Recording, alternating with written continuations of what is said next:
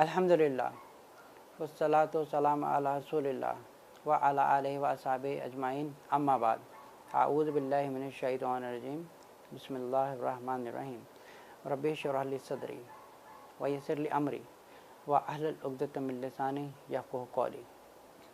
किसी बहन ने सवाल पूछा है कि दुआ करने का सही तरीका क्या है ताकि दुआ कबूल हो जाए।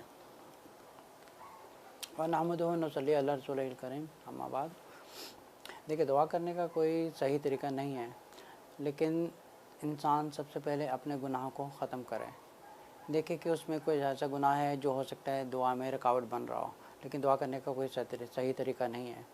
और ज़्यादातर हम लोगों में ख़राबी ये है कि हम लोगों ने बचपन से जो दुआएं होती हैं या कुरान होता है या कुरान की आयतें होती हैं, हम लोगों ने रट्टे मार के याद किया होता है, लेकिन हम ये नहीं देखते कि उस दुआ का मतलब क्या है। जैसे सूरत फातिहा पढ़ते हैं, सूरत फातिहा कितनी खूबसूरत दुआ है जिसमें अल्लाह ताला से ये कहते हैं अल्हम्दुलिल्लाहि रब्बिल आलमीन अर्रहमानिर रहीम मालिकि यौमिद्दीन। फिर हम कहते हैं इय्याका नअबुदु व इय्याका नस्तईन। ए अल्लाह, हम सिर्फ़ तेरी ही इबादत करते हैं और सिर्फ़ तुझे से ही मदद मांगते हैं और सिर्फ़ तुझे से मांगते हैं। अब सिर्फ़ कहने का मतलब क्या है, एक सिर्फ़ तू है और जिससे हम मदद मांगते हैं। अब जैसे लोग सूरत फातिहा पढ़ते हैं नमाज में, वो जल्दी जल्दी पढ़ लेते हैं, उनको ये भी नहीं पता पढ़ा क्या है, इसका मतलब क्या है। अब ये पढ़ने का मतलब होता है कि आप अपना राब्ता अल्लाह ताला के साथ बिल्कुल ठीक कर रहे हैं। सबसे पहले हम अपने गुनाह को दूर ख़त्म करना चाहिए। घर में जो नाजायज़ काम हो रहे हैं, इस्लाम के ख़िलाफ़ काम हो रहे हैं, या टीवी देख के जा रहे हैं, या कुछ भी गलत काम ऐसे रहे जो दुआ में रुकावट बन सकते हैं, दुआ करने का कोई सही तरीका नहीं है। दुआ है कि जब आप मांगें तो दुआ पढ़ी नहीं जाती, एक अल्लाह से हम लोग रो के कुछ मांगते हैं अल्लाह से। अब ऐसा नहीं होता कि कोई चीज़ हम लोगों ने बचपन से रट्टा मारा हो, उसको जल्दी से हम लोगों ने अल्लाह के सामने पेश कर दिया कि भाई हमने ए अल्लाह ताला, हमने ये बचपन से याद किया हुआ है, हमने जल्दी से ये बोल दिया। लेकिन हम अल्लाह से वो चीज़ को एक सही तरीके से मांगे।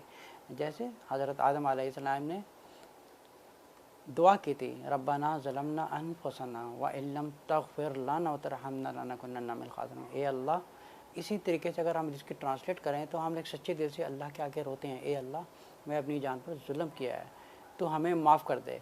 अब अगर हम लिखो जल्दी से दुआ में पढ़ देंगे रब्बना ज़लमना अनफुसना व इल्लम तग़फ़िर लना, तो फिर ये दुआ का वो असर नहीं रहता है जो एक अल्लाह ताला कुरान में फरमा रहे हैं।